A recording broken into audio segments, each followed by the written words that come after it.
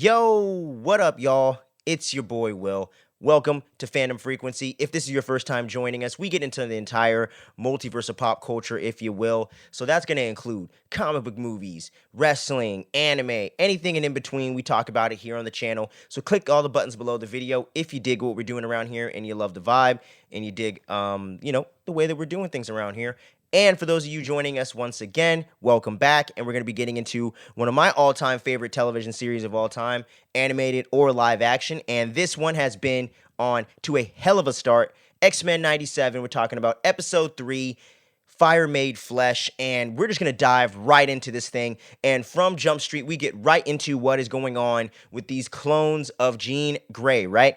So we figure out very quickly, due to Beast doing some experiments, that Madeline Pryor is the clone, the one that had the baby with Scott. Nate Grey, aka Nate Summers, is in fact not born of Jean Grey, but her clone, who she will later rename herself as Madeline Pryor, created by the one and only Mr. Sinister. And getting into my overall thoughts on this before we do the recap portion of this thing, I absolutely love this episode. Once again, it is just continuing the trend of just recapturing the nostalgia and the vibes of the 90s series, but also being able to update not just the acting and the effects and the action, of course, but just being able to update everything about the show and make it feel somewhat still cheesy, but a little bit more grounded in the storytelling of the X-Men comics and the whole and all the themes that they're going for in this, and the tragic storytelling of what happens between Scott Summers, Madeline Pryor, the Jean Grey clone, of course, and their son, Nathan, is just heartbreaking. The fact that he gets infected with the techno-organic virus straight out of the comics by Mr. Sinister, which ends up turning him into what we know as Cable in the future, the John Connor-esque character himself, and how that all comes full circle, because for those of you that have watched the 90s series, you'll remember that we did see a lot of Cable throughout the series and everything like that, and that is Scott Summers and Madeline Pryor's son right there. And we all kind of were maybe thinking going into the series, when they just initially announced it and they showed her with the baby, or showed her pregnant, actually, we were thinking, oh, maybe they're just going to make Nate Grey, aka Nathan Summers, aka Cable, Jean Grey's son. But we all see now that they're doing the straight up comic book story, but just really simplifying it, and I love that aspect of it. And the way that they're able to tie in the Inferno storyline with Madeline Pryor's character and the Goblin Queen angle of the character that could still come back around, who knows. I love the way that they're able to kind of put a bow on it and really go into that storyline a good bit.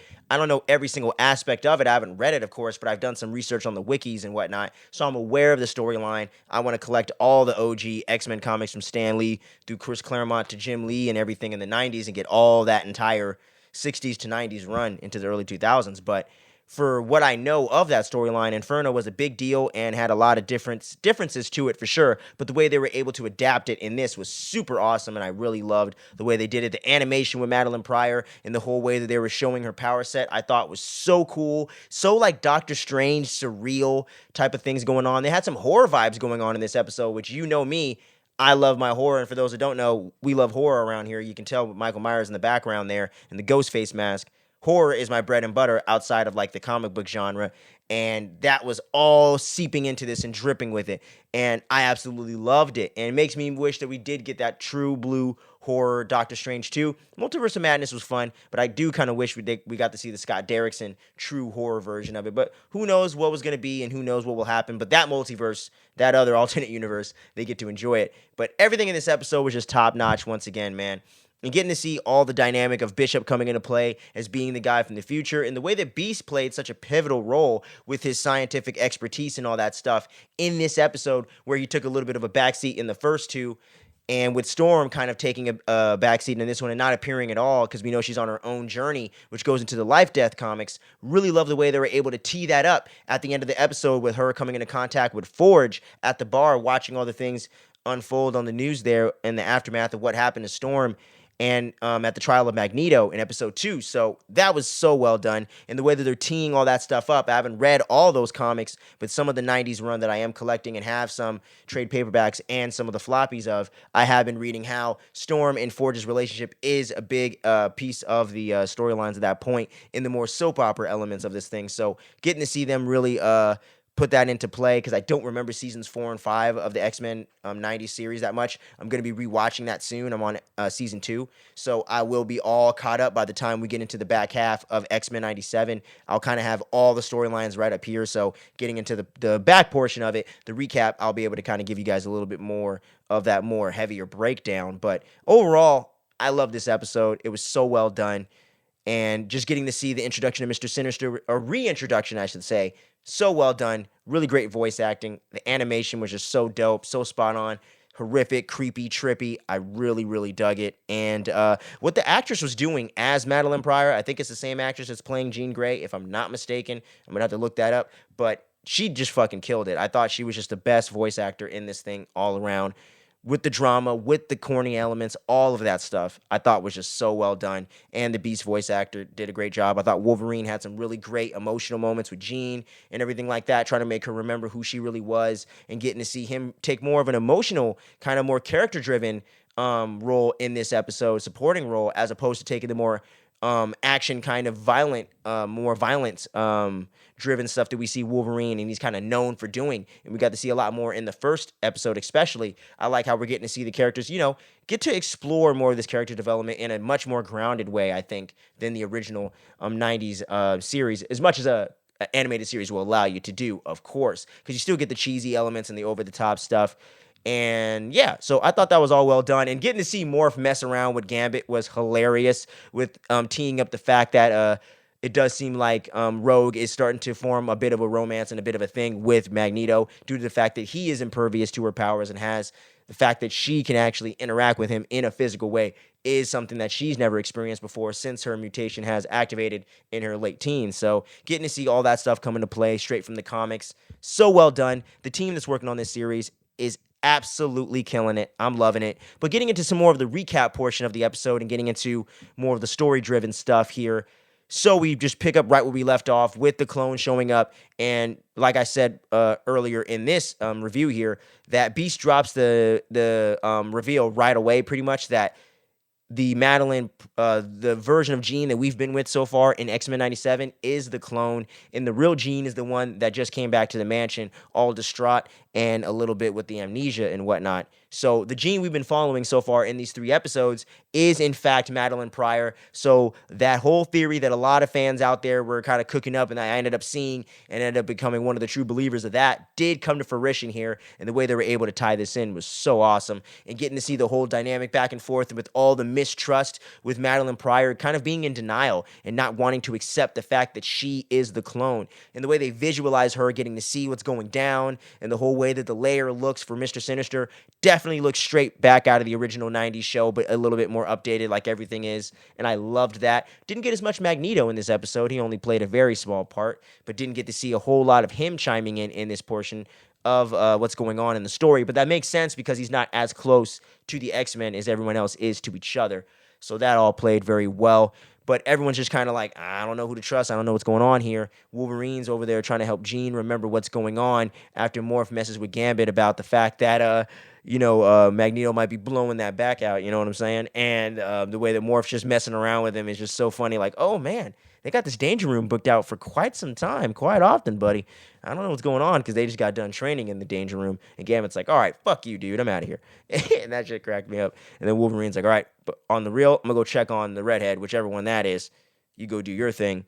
And then Wolverine's off doing that. And then Madeline Pryor, she goes off and has an argument with Scott and everything about her not trusting him and everything. And then she's with her baby Nate Gray, and then ends up getting contact telepathically with the evil Mr. Sinister. And that's when we get straight into the reintroduction right there.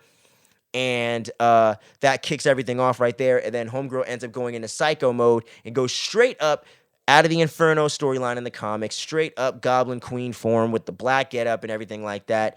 Very similar power set. And we get to see a lot of visuals when she starts attacking the X-Men of these demons and these demonic forces, and this very like Dante's Inferno-esque type of almost like Inception type of world that she's creating with her powers, right? And the way that Mr. Sinister is always playing into this iconography and this kind of evil, dark stuff plays in very well. And I like the way that they're kind of making it seem like there's not actually a demonic entity at play here. It's more the way that she's visualizing it with Mr. Sinister's influence. But who knows? We could totally get into some demonic entities in this thing. It is an animated series. Anything's possible. But the way that they were able to leave that hanging and keep that ambiguous, I thought was really well done.